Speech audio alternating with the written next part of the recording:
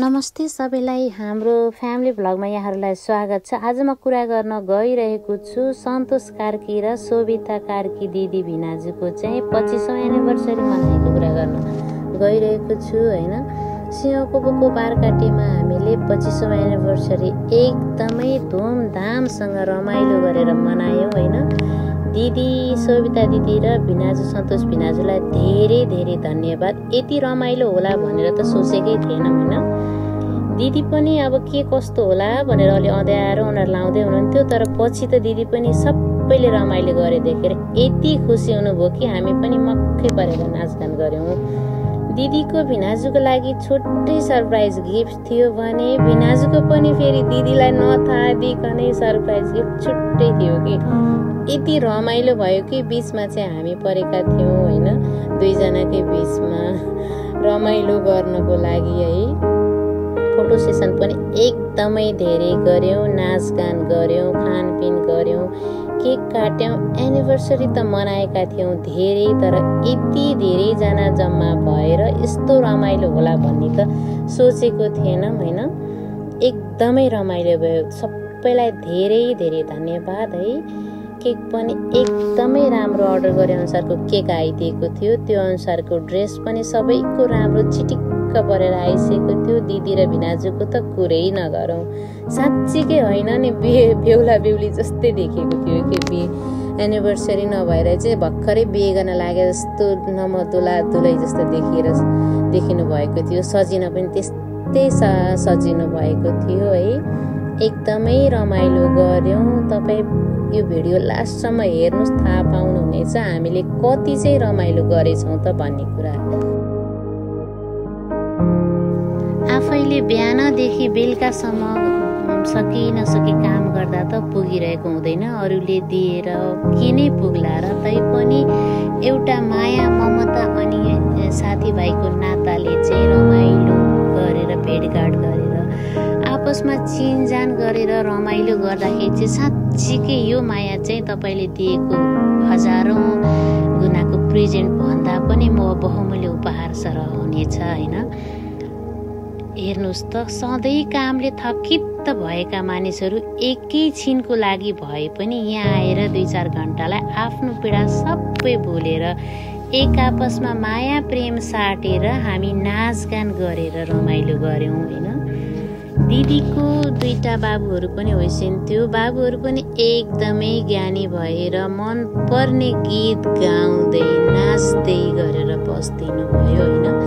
हाम्रो दिदीको सानो भाइ हो यो चाहिँ हैन। ऊ पनि एकदमै उफ्री पाफ्री कराइरहेर है। दिदीलाई अलिकति दुःख त दियो सानो बाबु भएको भएर, तर पनि एकदमै दिदीले पनि रमाइलो गर्नुभयो। पुष्पा दिदीको कुरै नगरौं हैन। त्यसमा पनि ऋतु दिदी, प्रतिमा, अझ पारु सबैजना 101 कोही भन्दा कोही कम थिएनन् क्या। यहाँ चाहिँ कसको भन्दा को राम्री भन्ने कम्पिटिसन पनि चलेको हो कि जस्तो लागिरहेको थियो कि मलाई चाहिँ। हाम्रो रञ्जना दिदी त झन् कुरै नगरौं, राम्रीमा झनै राम्री हैन। त्यसमा पनि शोभिता दिदी त आज त बेहुली नै हो कि जस्तो मलाई चाहिँ लागिरहेको थियो है। अब के गर्ने त, हामी त माइती खलक पर्यौं हैन। यताबाट भिनाजुको त साली पर्यौं। जुत्ता लुगाउने काम चाहिँ गर्न भ्याइएन हैन। अर्कोचोटि एनिभर्सरी मनाउँदा चाहिँ पक्कै जुत्ता लुगाउने काम पनि गर्ने हो कि भनेर सोच्दैछौँ। यस्तो राम्रो एनिभर्सरी त फेरि होला नहोला, तर यो पालमा भएको एनिभर्सरी चाहिँ एकदमै रमाइलो भयो।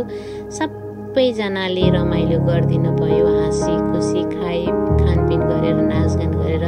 यही नै ठुलो कुरा हो। माया प्रेम साटासाट गर्नु नै ठुलो कुरा हो। के नै छ र हैन। बसुन्जेल रमाइलो गरुन्जेल सबैजना चिनजान गरौँ, रमाइलो गरौँ। यही त हो नि जिन्दगी है।